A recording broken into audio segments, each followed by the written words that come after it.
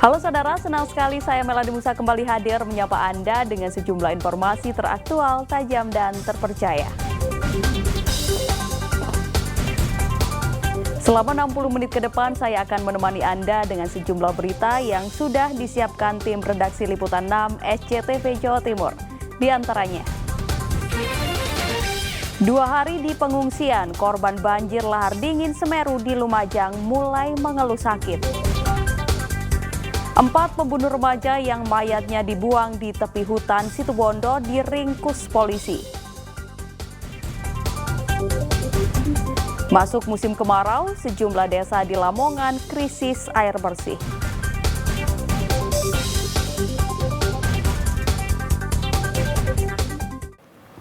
Kita menuju ke informasi yang pertama, saudara.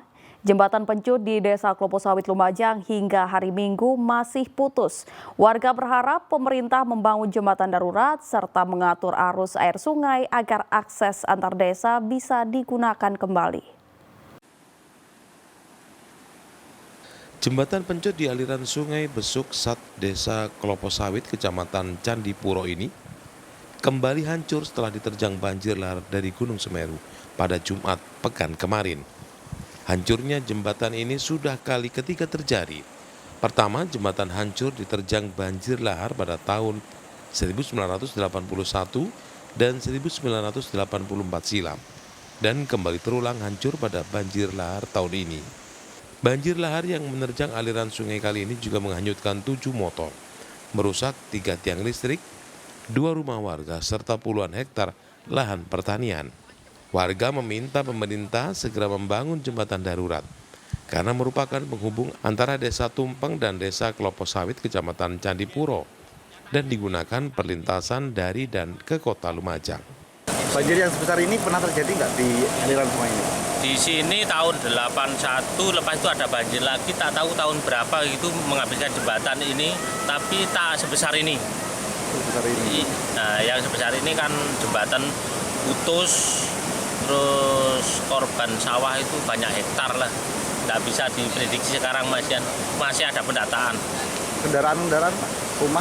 Rumah ada 1 di Rojobalen, terus kendaraan itu ada 7. Mungkin yang jumpa itu ada 3, berapa itu yang jumpa, yang lainnya belum tahu masian. Sementara itu, Menteri Koordinator Pembangunan Manusia dan Kebudayaan, Muhadjir Effendi, saat mendatangi korban banjir di pengungsian, memastikan akan segera menangani bencana dengan melibatkan menteri terkait. Saya sudah meminta kepada Kementerian PUPR, Kepala BNPB, dan tentu saja dari pemerintah Provinsi Jawa Timur sudah turun bersama-sama untuk akan mengerahkan alat-alat berat untuk segera memulihkan kembali sementara tanggul yang ambrol. Dan kemudian juga akan kita kirim lagi alat-alat berat, nanti ada 5 alat berat untuk mengalihkan aliran sungai kembali ke tengah. Jadi ini kenapa sampai menjebol tanggul ini, karena aliran sungai utamanya pindah dari tengah ke pinggir. Nah, karena pinggir maka jebol, maka tadi akan kita alihkan, nanti kita kembalikan ke tengah-tengah sungai sehingga tidak lagi akan terdampak seperti yang sekarang ini. Kita harap secepatnya. Kemudian untuk jembatan yang putus, yang menghubungkan antara Malang dan Lumajang, sudah saya minta akan dikerahkan dari jembatan Beli, dari seni tempur Jipur yang ada di Malang, yang ada di Kepanjen. Dan insya Allah sekarang sudah bergerak, sehingga kita harapkan mobilitas warga tidak akan sangat terganggu dengan adanya bencana ini, dan mudah-mudahan juga yang terdampak segera dipulihkan kembali. Selain memastikan penanganan korban, kunjungan Menko MPK Muhadjir juga menghibur anak-anak di pengungsian dan menyerahkan bantuan sembako. Banjir lahar dingin dari gunung api tertinggi di Pulau Jawa itu mengakibatkan 3 jembatan dan tanggul sungai jebol. Sedikitnya 761 korban mengungsi di 12 lokasi. Nur Salim melaporkan dari Lumajang. Sementara itu, saudara, 2 hari tinggal di lokasi pengungsian, korban bencana banjir lahar Gunung Semeru di Lumajang mulai mengeluhkan sakit.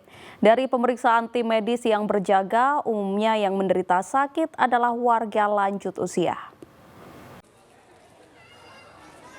Beginilah kondisi pengungsi korban lahar dingin Gunung Semeru yang ditampung di Balai Desa Jarit, Kecamatan Candipuro, Lumajang. Setelah 2 hari di pengungsian, mereka mulai mengeluh sakit, mulai dari sulit tidur, nyeri persendian, dan sakit kepala. Tim medis dari Rumah Sakit Bayangkara dan Biddokes Polda Jatim dan Biddokes Polda Jawa Timur memeriksa dan memberi obat yang diperlukan. Selain penyakit bawaan seperti darah tinggi, faktor kelelahan, stres, dan kurang tidur menjadi penyebab para pengungsi yang sebagian besar lanjut usia menderita sakit. Pasien yang ada di pengungsian tadi mayoritas itu mengalami keluhan darah tinggi, pusing. Lalu selain itu ada pasien yang mengeluhkan kakinya nyeri sendi, nyeri lutut. Itu sebabnya karena apa?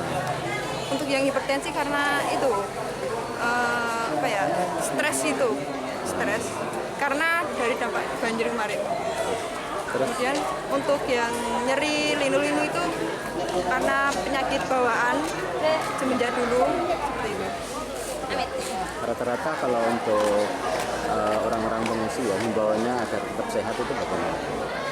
Baik, yang pertama selalu menjaga pola makan, lalu menjaga kebersihan, dan selain itu harus tidur yang cukup.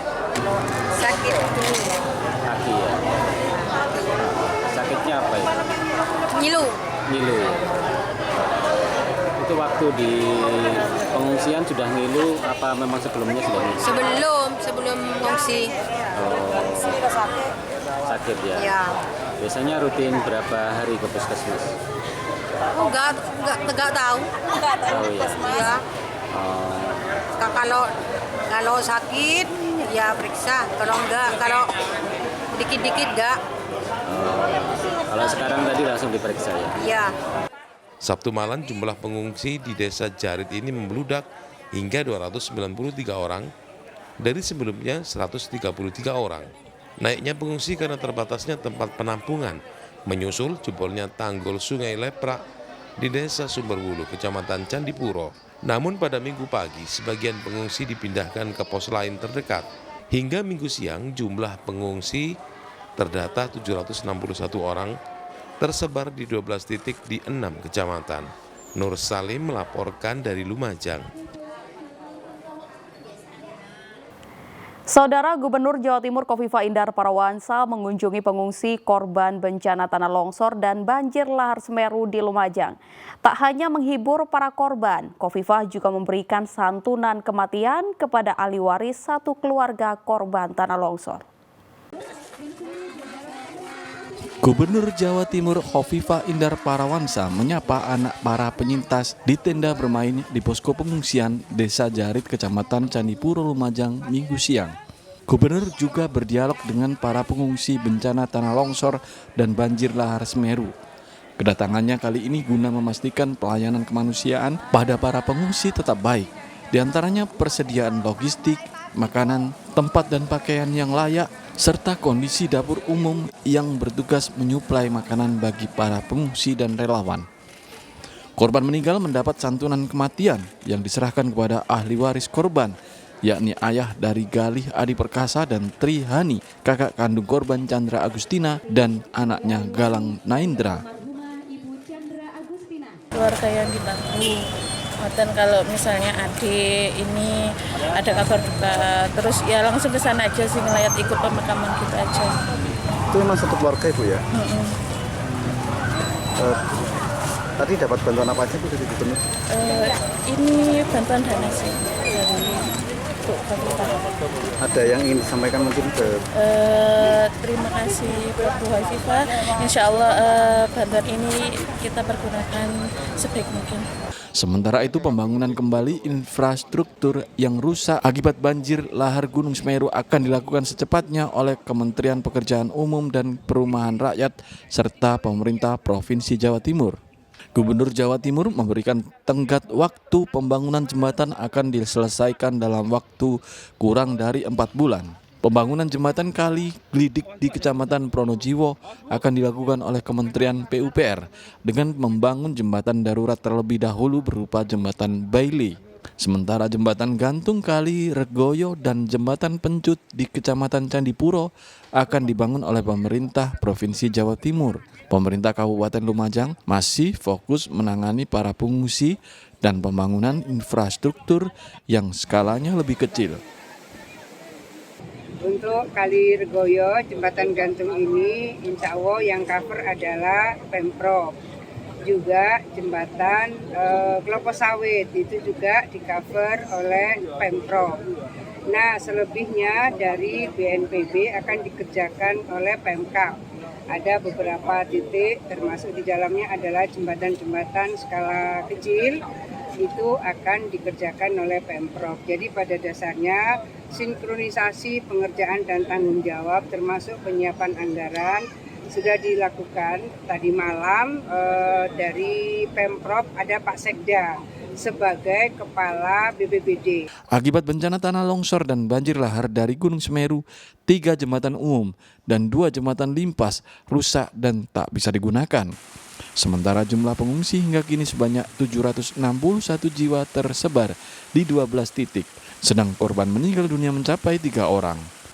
Nur Salim melaporkan dari Lumajang. Saudara, seorang balita di Bondowoso tewas tenggelam di sungai. Peristiwa ini terjadi saat korban minta diantar ayahnya buang air kecil di pinggiran sungai. Saat itulah diduga korban lepas dari pengawasan karena ayahnya sibuk menerima telepon. Aliran sungai Sampean Baru di Desa Pandak, Kecamatan Kelabang, Bondowoso, Sabtu sore dipenuhi warga menyusul tenggelamnya Hanunah, bocah berusia 4 tahun, warga Desa Kerang, Kecamatan Sukosari, Bondowoso.